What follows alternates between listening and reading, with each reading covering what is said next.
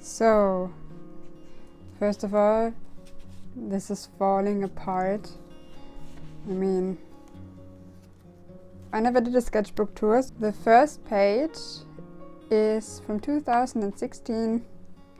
It's a Stardew Valley page because I bought the game right then and wanted to draw my favorite characters and my favorite things in the game. This is called Spring. This is a poem, a spring poem, and I decided to paint some spring flowers. I think this is super cute, you know. When I look at this, I feel like a child, or I feel myself being a child. Yeah. I copied this from someone. I copied this from a Yu-Gi-Oh card. My favorite Yu-Gi-Oh card, by the way. I copied this from someone. This I did more recently. It was just like an intuitive art page. These next few pages are private because I have private information on it. From this to this, I took quite a longer break and went back into like more of a scrapbooking kind of adventure, because on Instagram at the time there were lots of people starting to do this and I found it super inspiring. And the next few pages are like this. There's always text and some drawings inspired by Tumblr. At the time, 2016, I'm pretty sure I copied this from someone. I also copied this from someone. I also copied this from someone.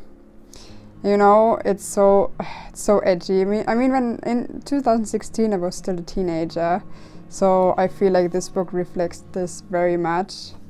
Also, I still listen to K-pop, and that was the day Serendipity came out, if I remember correctly.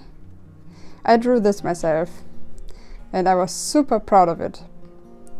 Now I can see she looks a little bit like a worm, like coming out of the earth. But well, I was super proud. This is so edgy again, but I copied this. I think I drew this myself. I think. Yeah, so lots of edgy music, edgy quotes. I copied this from someone. I love this poem. Even today, I really love it. Here, I was super proud of this, but if you like look at just at the eyes, it's like, what happened here, man? But you know, small steps. Pretty sure I copied these. Ah, now we're in 2017.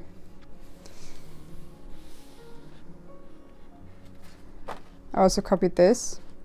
This I drew myself and I was super proud of it. And even today I think this looks very lovely.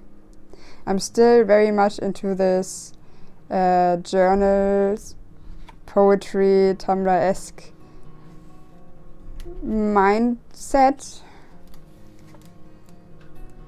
Still listening to K-pop at the time. I copied this as well. I think I also copied this.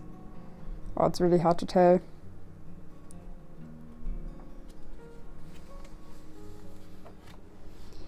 This one is one of my favorite drawings I ever did in my life.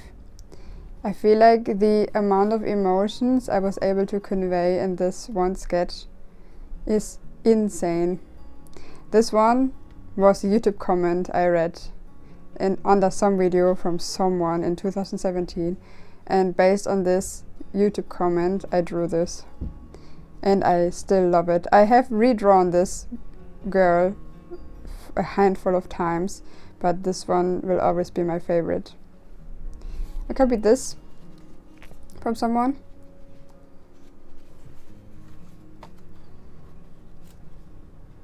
Now, this one, I did a tutorial from a British guy called Cliff, if I remember correctly. If I can find him again, I will put him in the description. And he did like acrylic paint tutorials. And I did this painting with him, and when I did this, all my perfectionism just vanished. out of my bones. It's like this tiny painting ripped my perfectionism out of my body, because I was so happy with this. I was so proud of this, and this was the first acrylic painting I had done at that point. And I was like, oh my god, first acrylic painting, and it looks so lovely. No one can stop me. I can literally do anything if I put my mind to it. And that's when the like inner critic, this perfectionism that always made me hate my paintings and forced me to copy other people, just died. It's this one. This made it happen. This made it possible. And I can't believe that this tiny bird painting had such a huge impact on my art history, but it did. Even today, I think this looks lovely, and I would put this up in a frame. Maybe I will someday, because it's quite loose in here. Maybe I will put it on the wall, honestly, because I still love this so much. So I copied both of these, and I was very proud of them. Because of the perfectionism I had copied all the time, every time, because I was paralyzed of trying something myself. And because I had been copying since I was a child, I couldn't imagine doing something else, you know. And around this time, I started doing things myself. I did this myself and this. But it was really hard for me. I think I copied all of these, if I remember correctly. Because they are all different styles if you look close enough, and this is not my style, really. Copied this. It's very interesting because this was pre-pandemic. I don't know why he has a mask on. Maybe because it's Japanese and they wear masks when they get sick. I drew this myself. I was super proud of it. Again, this was also inspired by the one I showed you before. Oh. By this one.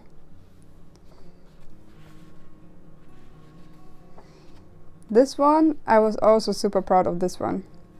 This is a woman I found on Pinterest. I drew her multiple times after this. And here must be 2018, when I start drawing myself and drawing from real art and not copying all the time. Probably still sure I copied this though, because even though I started trying to draw myself, I just came back all the time to copying others, because I felt like a sense of security in that.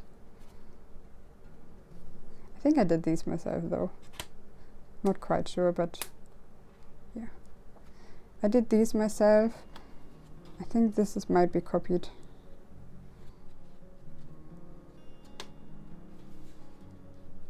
Here I didn't like this part of the face, so I just taped over it.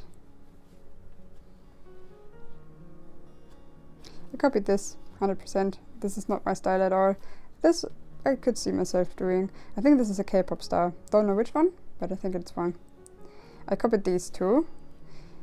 I sadly don't remember the artist, but I remember that I loved the artist a lot. But guys, really, if you copy stuff, just write it underneath so you know who this originally belongs to. This is inspired by the one we saw earlier, the fall painting. I did this myself. Oh, this is also so edgy again. Oh my god.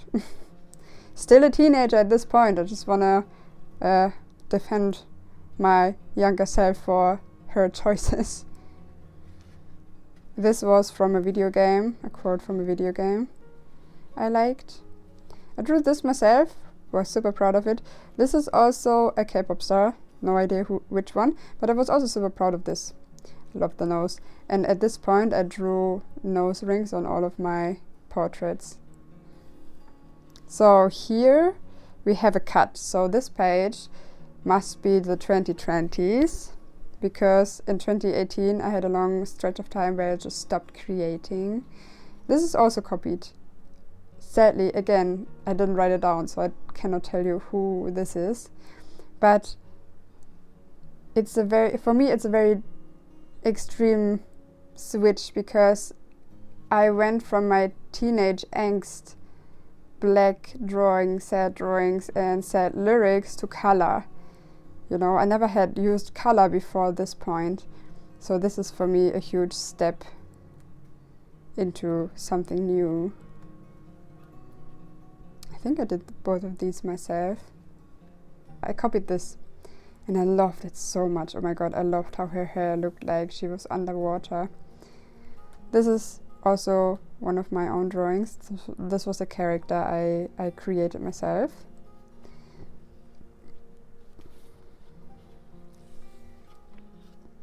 Still a little bit edgy, I have to admit. Now, this is 2024. I tried to paint with acrylics and it didn't work at all, as you can see. This is still earlier. You know, again, with the edgy music. I was already older. I'm not a teenager here anymore, so, well. And now comes another big cut. So this is 2024. After 2020, I abandoned this book again and came back in 2024. And I can link my inspiration for this down below. It was a video about creating freely and not being like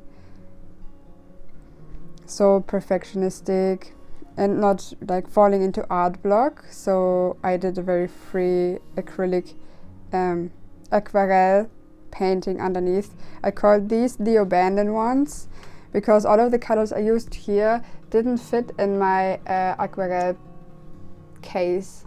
So I threw these out because these were the least liked ones. And I thought it was funny to create a series just with these 6 colors.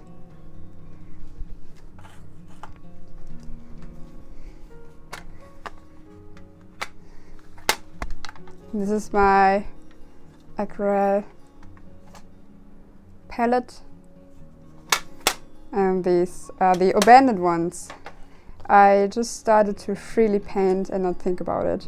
And then in the video she discusses drawing trees, random trees, and I did it. And that's what I did here, and I drew some plants over here. And then in my mind there was like, what if I put a big black line on my page? And I just did it. So yeah, random black lines to not like, just to loosen up, you know, just to stop overthinking doing art. The abandoned ones right here, the trend continues right here. So this is also the same abandoned ones from the last pages. I drew some fish over on top. I did these myself. So you know, in the beginning I was so afraid and so paralyzed by the thought that I was incapable of drawing that I would have copied these kind of stylized images like 10 out of 10 times because I was convinced I could do them myself. And here I proved to myself that I actually can do this. So these are portraits, live portraits from people. And I just stylized them myself, which, when you look at the beginning of this book, was like something impossible for me to imagine. So yeah, I think you can see in the years I made a lot of, like, I developed a lot regarding my mindset. Also skill, I hope, but the mindset is the biggest change for me, I think I see in this book. Then we continue again, the abandoned ones. This is Julius Caesar, and this is a Roman sculpture. You cannot really recognize him, but I still like this page.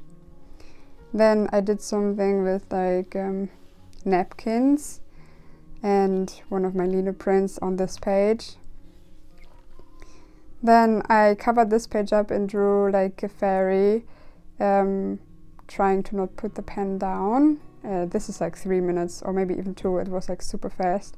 And for that, I think it's very lovely. This is also a fairy. I abandoned the painting, but she's like holding her hand like this and blowing a butterfly in your direction. Now this is also a jump again because I did these in, I'm not sure. So I just left like blank pages in this book I did in 2024. And here we are 2022 or something like this, where I did these pages. I wanted to use them for spell work, but in the end I didn't do it because it felt uncomfortable for me to put it in this art book. This drawing I did this year, and this page was so torn up that I couldn't put anything on it, so I glued this on top. This is again 2024. Now we have another switch in the sketchbook where I turned these last pages into scrapbooking pages.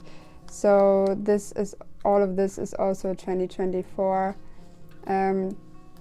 Rarely one of those is 2023. Yeah, so I did this drawing. Now there's another switch. Okay, on the other side there's another switch, as you can see, because what is this? This is part of my ugly sketchbook. My ugly, I don't know how to say it. My ugly, something ugly, because it's it is very ugly. But that was the point. So at some point I started at the back of the sketchbook to do ugly art because I had so much material.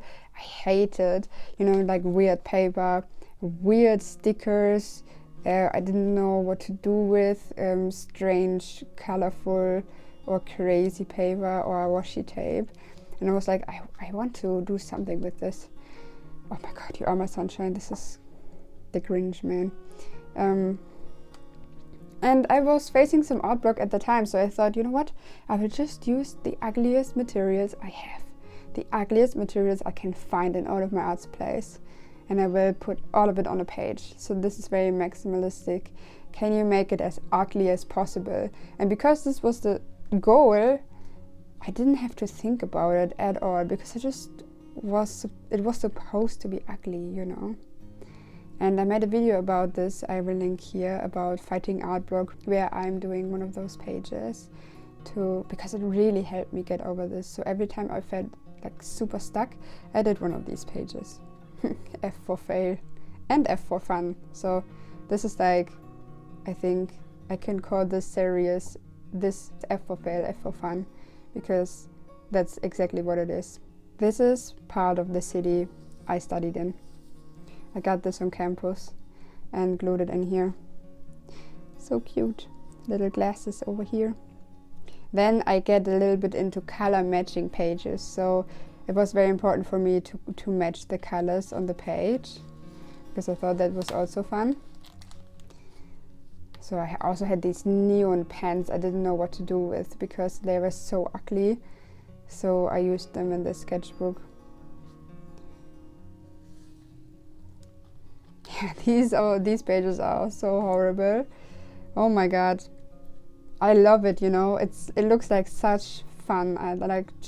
It looks like I had so much fun, and I did. I would really recommend you to try this method. Then here I go into the color coding. So I have like pink and purple pages, then I have yellow pages, then I have like more brown. This is a lino print I made 2 days ago to fill this page. I think it looks lovely. I love this quote from one of my favorite songs at the time. I don't even know how to translate this. It's like our astral bodies stacking themselves up like year rings, you can find in trees. The rings that determine their ages. But back to the ugly ones. I love this. Protect your nose. I also love this tiny section. I don't know, this paper looks super fun. More of these very, I don't even know how to call this. It's just, yeah, this elephant. Then I have blue pages. It's also a quote from a song I really liked. I could try to translate it. It says, I want an ocean between me and my past. I want an ocean between me and everything that happened. I just want an ocean. Yeah. And then the last page, another ugly page. I love this cactus with the bow. How random, How random. Also love this one. I feel like he represents what he's looking at this page. Also this bird with the love. Oof. I love this penguin with the crown. This is my favorite part. Yeah, I have nothing in here. Oh, I have something in here. It's one of my first, it is my first lino print I have ever made on a tower, kitchen tower. Yeah.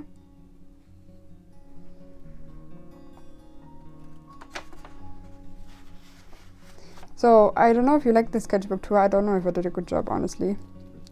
I watch sketchbook tours a lot, but I never really thought about how, I don't know, I never thought I would share this, so I don't know if I talked about things that make sense now. I think actually this is my favorite page, because I tried to use, in this painting, I tried to use all the tiny colors from this page. I just liked how I did this. You know, all the different papers, all the different colors, how they work together. I really enjoy this. I also really like this. I think it's also very cute. Part of this, I love this. And of course this, I actually think I will get a frame for this and hang it up, because it should be looked at more. And this is my favorite drawing from this sketchbook. Yeah. So I hope you enjoyed this. Weird to talk about my sketchbook. Very strange. And also strange to have finished it. Wow.